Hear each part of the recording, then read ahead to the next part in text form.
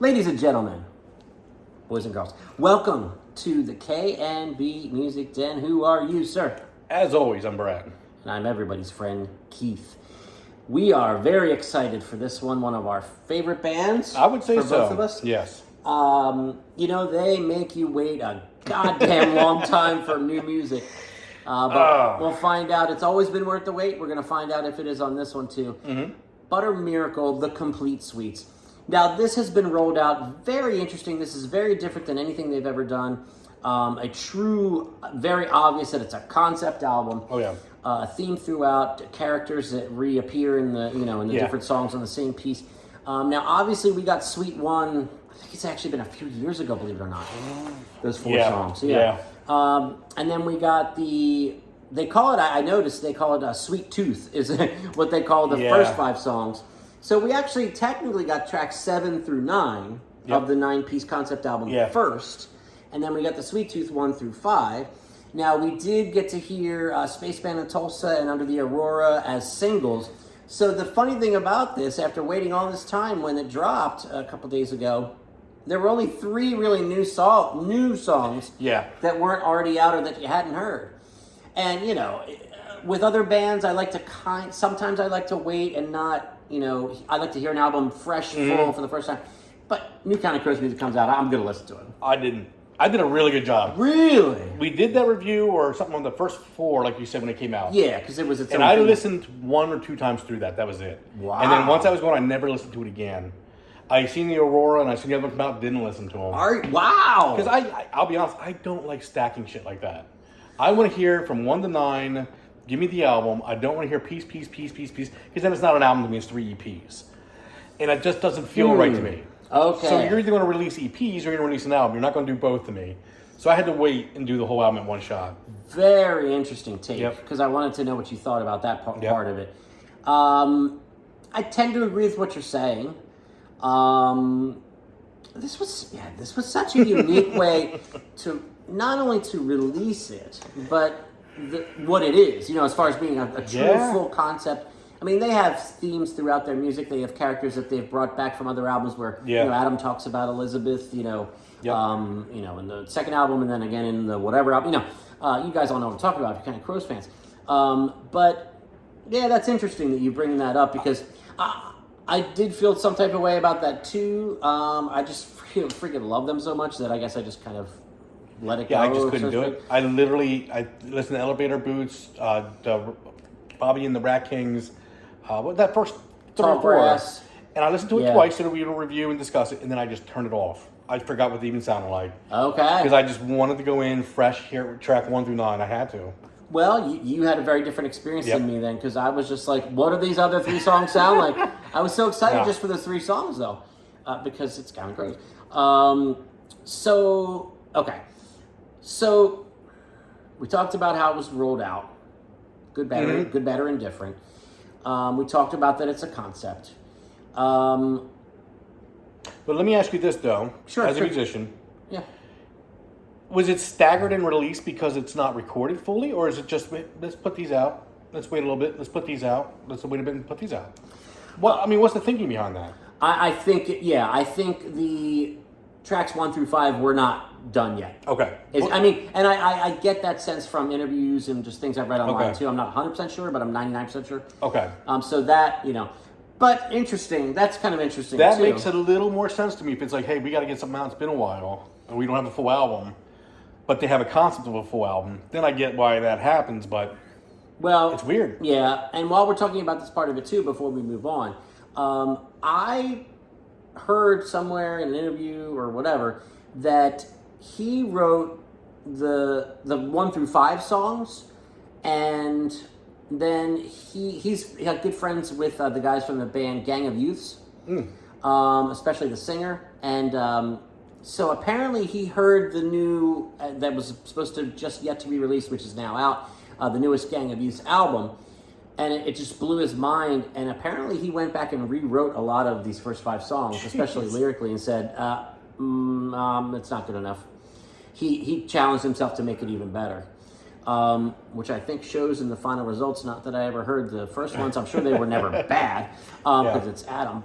But I'm playing my hand a little bit here, but so I guess let's talk about it as an album. I mean, Yeah. it's kind of hard to do the way it came out. But 1 through 9, I gotta say, these guys make you wait, like I said, and it can be frustrating. It can be frustrating.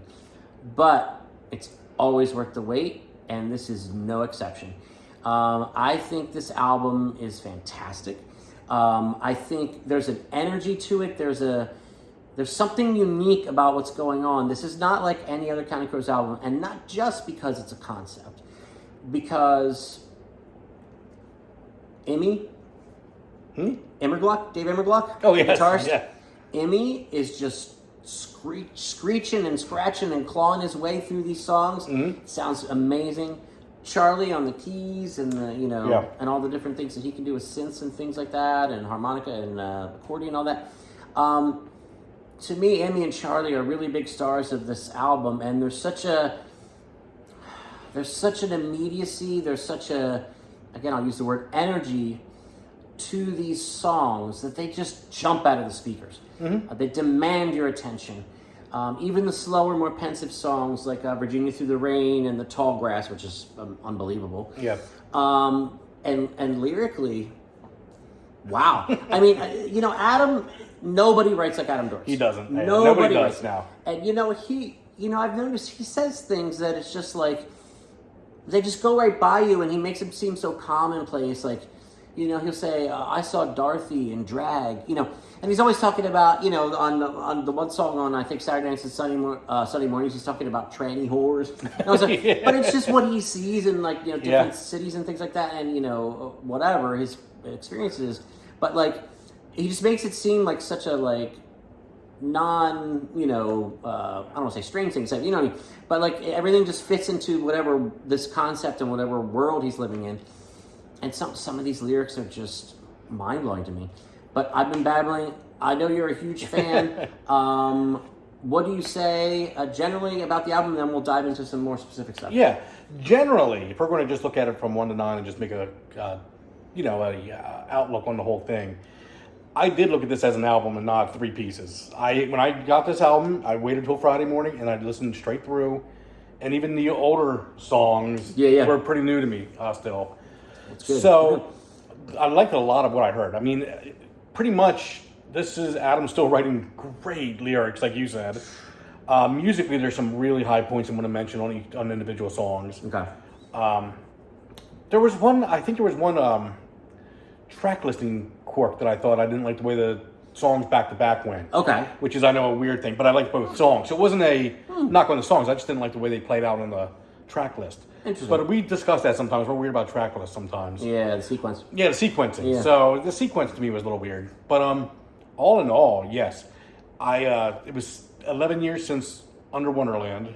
Can you believe that? 11 years. Yeah. Can you think about what's changed in your life in 11 years? Oh my God. Ugh. And then before it was 17 years before Saturday Night. Really? 17 This years. is what I'm talking about. Yes. So when you put it in the case that this is only 11 years, this is 11 years apart from, what is it, Under Wonderland? I can't remember the full name. Somewhere Under Wonderland. And Yeah. to me, this topped that by quite a bit, in my opinion. Okay. I thought this was a much better album. I think the songs were stronger on this one. There's more that's going to stick with me from this album. Now, the one previous to that, Saturday Night, you know how we feel about that one. Yeah. That one's a masterpiece. So, but Underrated masterpiece. underrated. So no, this album to me, after waiting for 11 years, it topped what it did previously. So that kind of surprises me, honestly. Wow. Okay. Yeah. And it's interesting about Somewhere Under Wonderland, the most recent one before Butter Miracle. I wasn't really wowed by it when it came out, but over time, I mean, it's really good. It's a Counting Crows album. Yeah. So I mean, it's going to be good. They can't put out a bad album, but to their standards, I don't think it lived up to a lot of what you expect from them. Where with this album, it's still different. It's definitely a different vibe to this album. But there's more parts of it where I went, oh man, Adam hit that beautifully. This lyric's going to stick with me. Yeah. Just listen to like The Tall Grass, just as a word by word, just like if it was like a written paragraph, it's just like, my God. Like a poem almost. It is. It's like a stand-up poem, like just beautiful. That song is, Oh, so I mean, there's many times in this where you go, well, Adam still got it down. like you said, the keys really stood out to me on this album. Yeah, there was the guitar, man. Yeah. I mean, you know, that very first song, With Love from A to Z, you know, I call it skronky. I call the tone and the way I think a lot of this is Imre Gluck. I apologize if it's other guys in the band too on some of this, the lead stuff and riff stuff.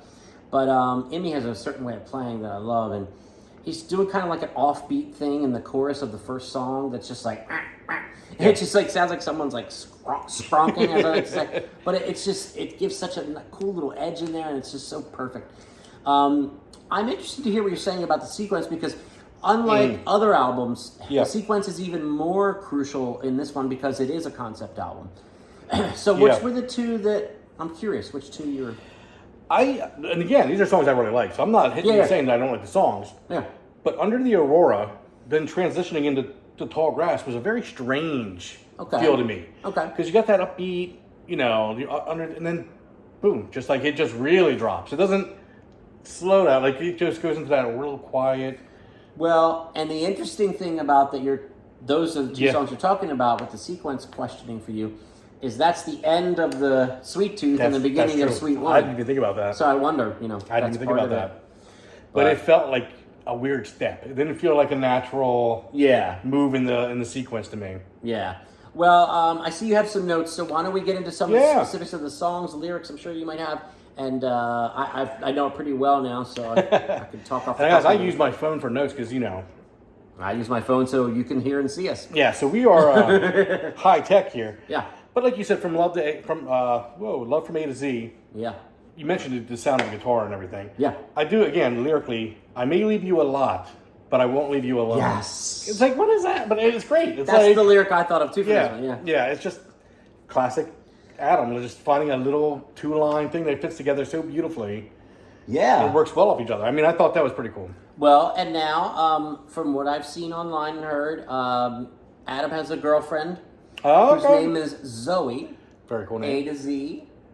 Okay. Love from A to Z. Yeah, that makes sense. And to me, that line, I may leave you a lot, but I won't leave you alone. To me, that's him going on the road. That's 100% going on the road. Yep. So, very cool way to to get that across, though. You know. Yep, I like that a lot. Because it's not, you have to think for a moment and get it. It's not like, you know, being so blatant with your lyrics, like, I'm going on the road. You know.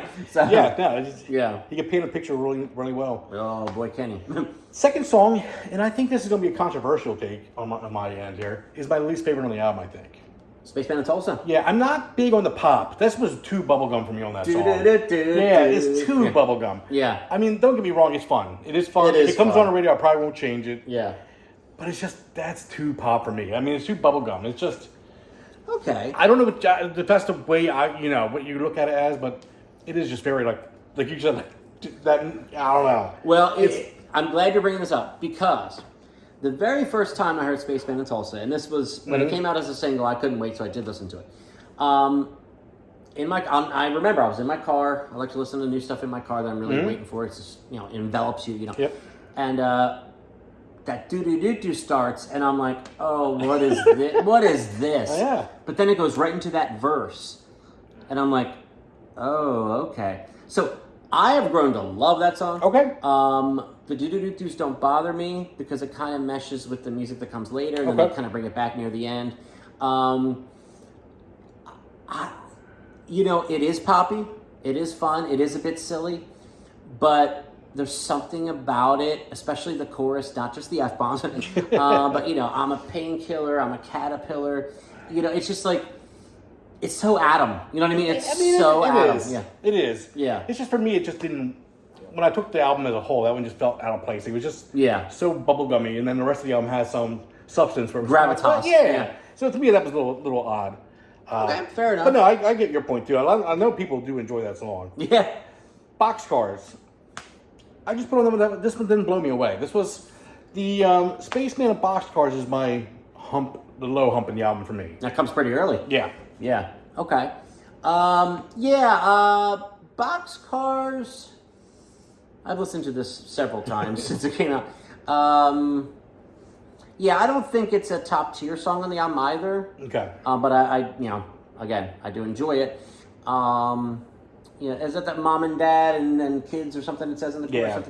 And again, it fits in with the concept, if you follow along with the concept. So there's certainly a place for it here. Yeah, I agree. Not a standout, but certainly not, not a turd in the punch bowl or anything. No, that's the thing. I don't know if I can name a Counting Crow song that's a turd in the punch bowl. They're all great. It's just, is it great to this album? The only song of theirs I ever was like, and then I ended up liking it after the long run was New Frontier. That's the only song of theirs that initially I was like, I could do without this one. Yeah. But now I like it. So I get it. Now we get Virginia Through the Rain, which I think is gorgeous. Yeah. This is where the album starts really taking off. Yeah. I'm hardly able to see. Oh, okay. Well, I wrote that wrong. Apparently not. You can't see. Yeah. I'm hardly able to sort through the sugar cane. I can barely see the morning through the rain. I just love his lyrics. Like, he's just... Come on, Adam. Yeah. Yeah. I mean, this song to me was just very... I mean, this is classic Counting Crows, hitting all the nerves, playing the... it just... The album starts really going up here for me. Agreed. A beautiful ballad, great lyrics again, great melody. I noticed this song, and obviously this is intentional, and it kind of took me by surprise the first time I heard it, and then by the second time I heard it, I was like, in love with it. There's a lot of stops and starts in this song. You notice that? There is. A lot of like where the music just hangs, yeah, and then it'll come back, and then hangs, which is I don't say a device, but it's a production choice. It's an arrangement choice that typically isn't used that much in the same song. But that's kind of why I like it, because it's like it's different. You know what I mean? Yeah, it's got its own sound. Yeah. So that is certainly I think a standout. Yeah, that's to me. This is kind of like I said. It starts going to run here because Under the Aurora. Oh, and you hadn't heard this yet. No, I had this the first time. But yeah, so I'm interested. The first thing I put on here is that I love the way the drums and the keys played off each other in the song. Yes. Right from the get-go. The drumming was really fun and upbeat. Yes. And the keys are right there with it just going. You could take the guitar, vocals, everything out and just let those two run, and it would be such a fun song to listen to. Great observation. Yeah, I mean, for me, and I put on here, this may be my favorite track. I put this stands up to their best work. I mean, this... Under the Aurora, to me, is really fun. It is great. Now, let me ask you this. Yeah. So, in Under the Aurora, the da-da-da-da-das don't bother you. Because that's pop, man. It is, but it's not overly sugary to me compared to the Spaceman one. Yeah. That one is just too, and it might over time mellow down to where I enjoy it. Who knows? Yeah. Because like you said, you've listened to this more. Yeah. This was like a second or third run through for me, so... So the bottom line, folks, who are following along at home here, is that he prefers dadas to doo-doos. Who doesn't? Yeah. Under the Aurora is yeah. First time I heard that, and when it came out as a single again, I couldn't wait like he did. Part of me wishes I did, but blew me away. Yeah. Blew me away. I mean, we are evolving from night till morning. I mean, just... Gosh, guess I'm doing this off the top of my head. I guess I felt so ashamed to see the people crying at a funeral, marching in the streets, humming away. It sounds silly when I say it, but yeah. Oh, it's so good. Fantastic. So good. Fantastic. Talk about a 1-2 punch here. Even though you thought the sequencing was weird. Now we're going to go into the tall grass. And I still think it's a very weird sequence. I remember just sitting there, because that's what I did. I put on the headphones, I'm just laying there just listening. Yeah. And I thought, that's a weird bounce into this song. Yeah. But again, a great song. Tall Grass, to me, this is... Oh, man. Wow. It's almost... Man, I'm trying to think of how to put this, because it's a song, but to me, it's almost more like a painting. I see the song so visually compared to some things. I mean, he's very descriptive. Come outside, she said to me. Yes. As if she knew what I would say. The whole rabbit part, just the description of... Yeah. I mean, it's just so... I don't know. It's a very deep, very well-written... Like I said, I could see that more in art, like visually than I do like audible. Like it's... Yeah. Dude, and... Great song. I'm really going to try not to get emotional right now. There's a lyric in this song, and I have, it speaks for itself, and it just speaks to me because of just what I've seen and the people, some of the people that I love very dearly have been through in their lives. But I'm not probably going to get it exactly word for word, so I apologize. But there's a line towards the end of the Tall Grass where he says, "And there are some of us who are broken when we're children, and you don't get that back once it's gone." Yep. Yep. It's so true. It's so true, and it's hats off to all the people that have been through so much and come through the other side. Hats off to the people that have helped those people. Children are innocent and sacred, and they're often mistreated. And for him to be so in tune with the real shit in life and to have that lyric on this album, it just floored me. Yeah. Floored me. I mean, that lyric is one of the many reasons why this man is an absolute genius. Yeah, I don't remember what song. You'll know what song it is, probably. He also mentions later on about children raising children. Oh, yeah. Fatherless children. Yes, fatherless children raising children, something like that. Or, becoming fathers or something like that. Again, it's kind of on that same thing where you're just, they weren't raised with themselves, and now they're raising, and it's like... how prevalent that is, how huge of a problem that is, not just in our country, but in the world, but really in our country a lot. But just to tap into that just killed me. Well, it's fascinating to me because he's so, not to say old, I'm not trying to say, but this guy, when did the first album come out? The first album was out in 1992? So we're talking 33 years ago. And I think the thing off that album, when you go back to that first album, is, wow, look at this lyricist, look how he writes. And you would think 33 years later he might tire and just kind of, let me throw this out here. We've been doing this. He still must be just sitting there just pounding over these words, and my God, it's... Well, and again, remember from what I heard, I think the interview was him saying it to the interviewer, so I trust that source. But those tracks 1 through 5, he rewrote a lot of that after hearing the Gang of Youths album, because he was like, I got to step it up. For him to have to step it up's hilarious. Yeah, but hey, look at the results. Jeez. So Tall Grass. Tall Grass is Elevator Boots next. I believe it is. Yes, it is. Yes. And everybody wants to know you. When you're the only one to know. Again, like this one a lot. This one's a good. Now, this was on the first part, right? So yeah, I heard this once or twice prior, and I remember I liked it then. Yeah, but again, the album hit an upward swing for me. Now all these songs have been hitting pretty strong. Yeah, Elevator Boots is fun. I mean, what's your thought on it? Yeah, I think this was. I'm trying to remember. I'm pretty sure this was the first thing we heard out of any of this stuff. Was it? Okay. The first single. And I love it. I love it. Again, that energy, the musicianship of this band. Yeah. Jeez, I mean, we're always talking about Adam as we should, but holy crap. I mean, this band, they're so in tune with each other. Literally, I'm sure. Yeah. But, in sync might be a better way to say it. And... Yeah, the keys and the guitar on this album are exceptional. They are. I mean, the bass, don't get me wrong, the bass is great too. But, Miller. But the just hearing those keys and even the drums, like I said, that one song where the keys and the drums are just so much great interplay.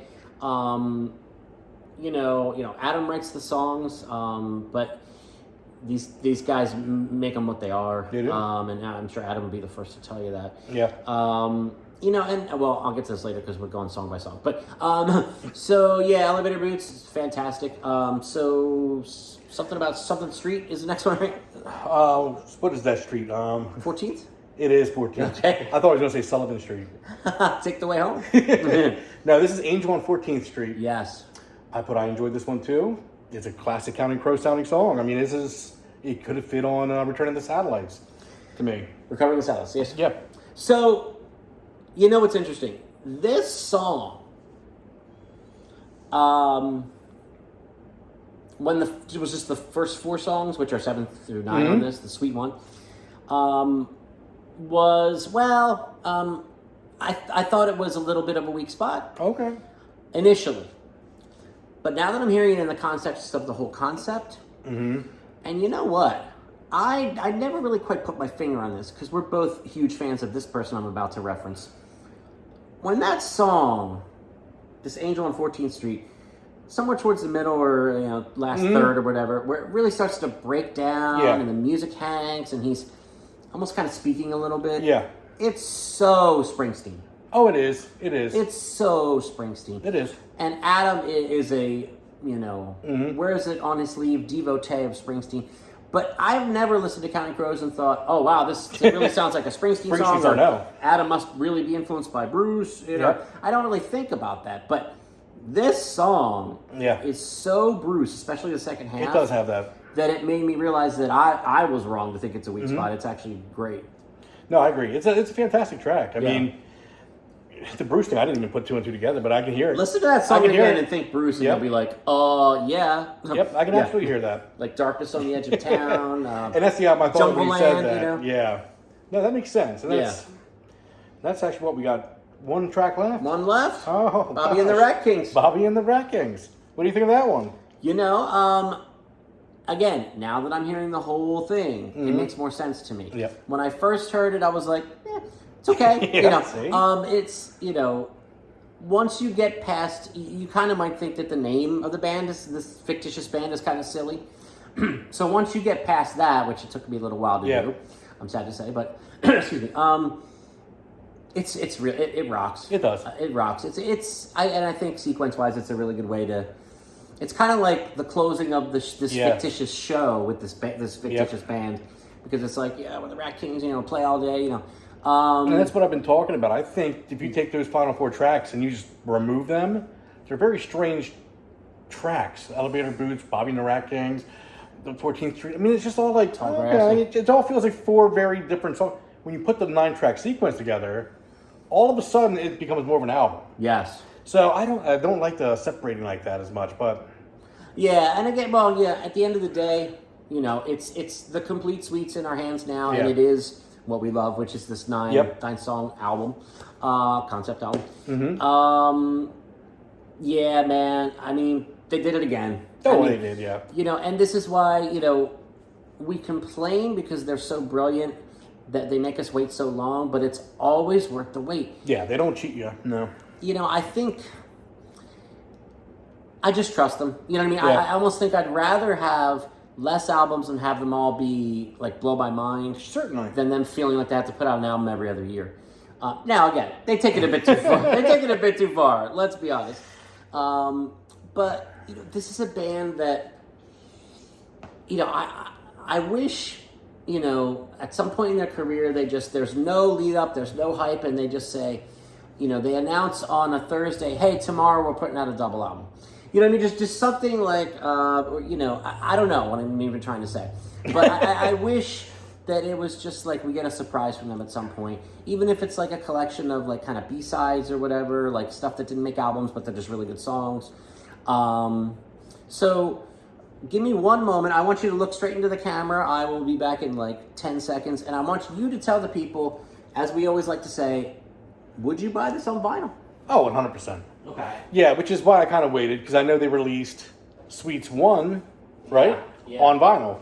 I wasn't going to buy that as a separate thing. So, yeah, I would buy this on vinyl. Well, I'm the idiot that did buy Sweet 1.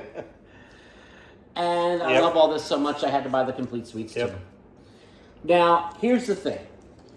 So, do you have any bonus from getting the first one? Is there anything on that? Yes. Okay. And here's why I'm not really upset. Not only are they one of my favorite bands of all time, and I'm happy to support them in any way I can, but do you see what the bonus track is on this? Oh, it is the bonus track. Oh! The song, August and Everything After. Oh, I did not know that. Okay. Which, as all Counting Crows fans know, the lyrics to that song are handwritten on the cover of the album. It's a song that is the title of the album, but was not on the album. Yeah. And they recorded it many years later, not all that long ago, actually. And there's like I think it's an Amazon Music exclusive or something. It's not even on all streaming services, I believe. It's only on Amazon.